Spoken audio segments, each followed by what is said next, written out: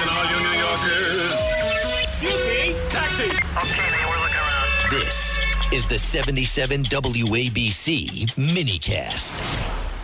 With us today is Joe Gruter. He's the GOP chairman for the whole country, and he's going to give us an update on what the heck is going on. I mean, which way is our country going? And Joe, you're on. Hey, thanks so much, John. Man, we got an exciting primary tomorrow in New York, which will hopefully set the stage. You know, New York is going to be front and center. We got a couple of big congressional races. There are probably 4 competitive seats. There's only about 18 in the whole country. So you saw the VP was over there on the island last week. He's going to be making a lot more visits. The president's going to be there. But we're excited about our candidates that are emerging, and we're ready to hit these Ds pretty hard. Well, in how many primaries do we have tomorrow in the United States? You have New York and what? Is it Utah? That's a good question. The only ones that I'm focused on right now are the ones in New York. They're the biggest ones. Okay. Oh, good. And what's the important ones in New York tomorrow? We have New York 3, New York 4, New York 18, with Pat Ryan, New York 19 with Josh Riley, and 4 you have Gillen, and 3 you have Swarzy. Understood.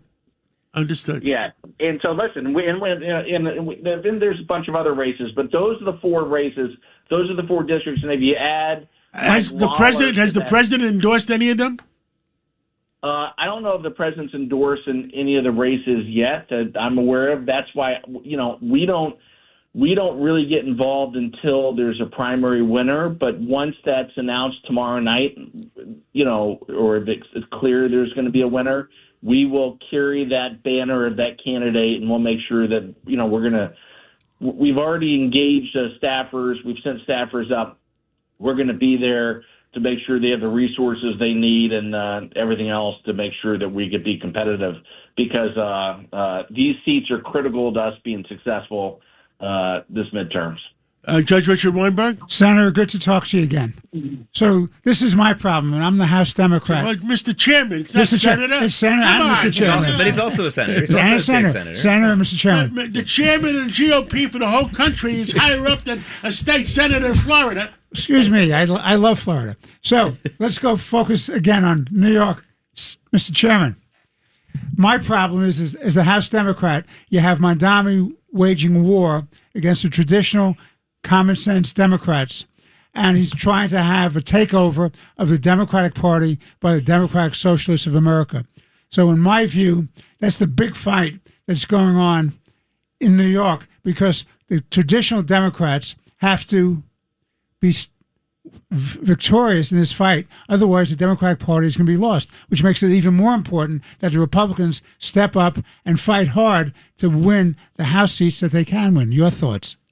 Oh, you hit the nail on the head. And what the Democrats have done this cycle is, and it's because of AOC, it's because of Mondami, it's because of Hakeem Jeffries. They've inspired a crop of left-wing radicals to run in these primaries across the country. And they're pulling the Democrat Party all the way to the left, outside of the mainstream. They lack common sense. They lack reasonableness. And it's giving us the matchups that we need. That's why, in these off cycles, it's usually a very tough situation for the incumbent party. But because the left has gotten so radical, people don't want crazy.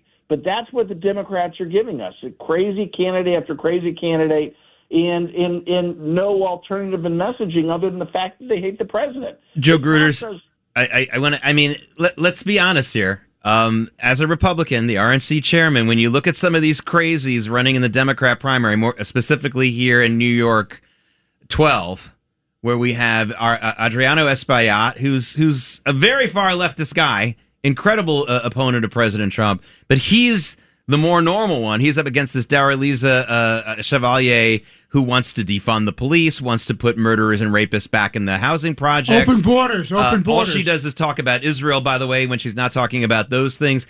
Secretly, would you like to see some of these crazier people win the Democrat primaries so that it's easier for the Republican Party to make it clear that they're the sane group? I mean, secretly, you're kind of hoping for that. Yes, of course we're hoping that these radicals continue to win, and they are winning. Look at Plattner in Maine. Ugh. Look at El Said, what he's doing in Michigan. Look at Talafrico in Texas. We're getting the matchups we want, and as a result, on the Republican side, although we don't get involved with the primaries, what we do is we go out and find the right candidates, and then we take them over to the White House, and if the president likes him and it's a candidate that could win, the president will endorse, and that's like getting a golden ticket. And so we have the favorable matchups this cycle because we've done our work. We're making sure we're bringing in candidates that can win. They're getting the endorsement, which is the golden ticket right to the front. And so, yes, we hope they continue to but it's impossible. The Mondami and AOC, Jeffries, they've convinced this left, they've inspired these left-wing wackadoos all across the country, and it's pulling the Democrat Party further and further to the left. Mr. Chairman, this is Fernando Mateo, and just so you know, we're very proud to have you as our GOP chairman nationwide. We know that you're not only leading the Republican Party, you're helping shape it. One of the questions that I have for you that, Republicans like myself want an answer is, when are we going to start looking into the Hispanic community?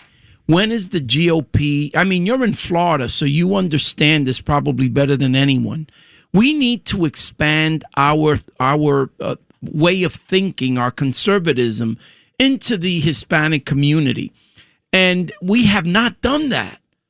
What are you going to do to bring that voting bloc over to the Republican Party?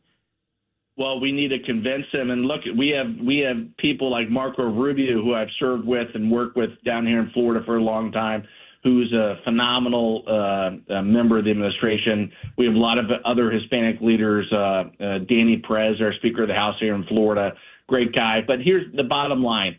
We have to do a better job of communicating that we are the party of the working man. If you want to be able to achieve the American dream, regardless of what the race you are, you have the ability to do that under the Republican administration.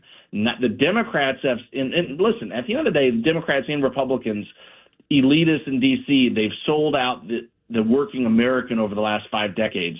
This president's changed that narrative. He's gone to bat for the American worker. Look at the working family tax cuts that he passed. And look at what he did for New York. It quadrupled the SALT deduction. And by the way, every single Democrat in New York voted against that. Every single Democrat in the country voted against that. But yes, we have to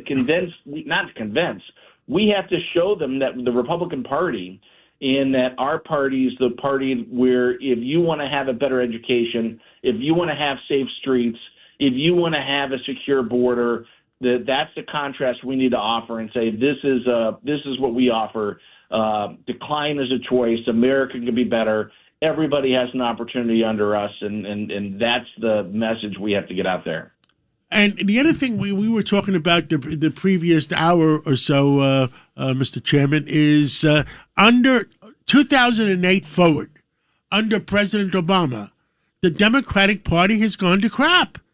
I mean, that's when it really started, and that was our discussion in 2008. And lately, the Socialist Party is taking over the Democratic Party, and it seems like there's nobody in the Democratic Party with courage enough to stop it. Well, listen, you're going to have the new mayor in D.C. You have Wilson out in Seattle. These guys are Democrat Socialists of America. You're right. They're not your average Democrat. They are socialist, and they want to upend things. And they don't. I still don't understand how you can even get to that point, but they just have a lack of reality and common sense, and we have to do a better job of exposing them for what they are. And because eventually the clock's gonna run out, and somebody's gonna be holding the bag. And so the Republicans are doing a good job of showing that contrast, but we need to continue to fight. And Mr. Chairman, the one thing the American people should realize, we're Americans first, and party loyalty second. And that's the most important thing. And under the Republican Party right now, 90% of the American people are proud of America. And what happened in the Democratic Party? Who has the numbers? You have it, Jay? 29%. 29%. But it went from 80% or 90% in the pre-Obama to 29%. What does the Democratic Party stand for? And I want all our listeners out there. We may have 1 million listeners right now to understand that. You know, Well, we got to. You know, we need common sense. Yes, it's not just Trump derangement syndrome. It's America derangement syndrome. They want America to fail. They want chaos. It doesn't make any sense. That's why there's... And President Biden helped by bringing in an extra 10 million migrants. 20 million. 20. Well, who knows what it was? Well- No, the truth is, nobody really knows what the number is. Well, They're we all trying to fundamentally change the country by changing the makeup of the country, and that's the only way they think they can retain power. It's a terrible situation, but yes, we're putting a stop to it, and I'm glad that we're cracking down on President it. Trump is the only person with the courage to put a stop to it.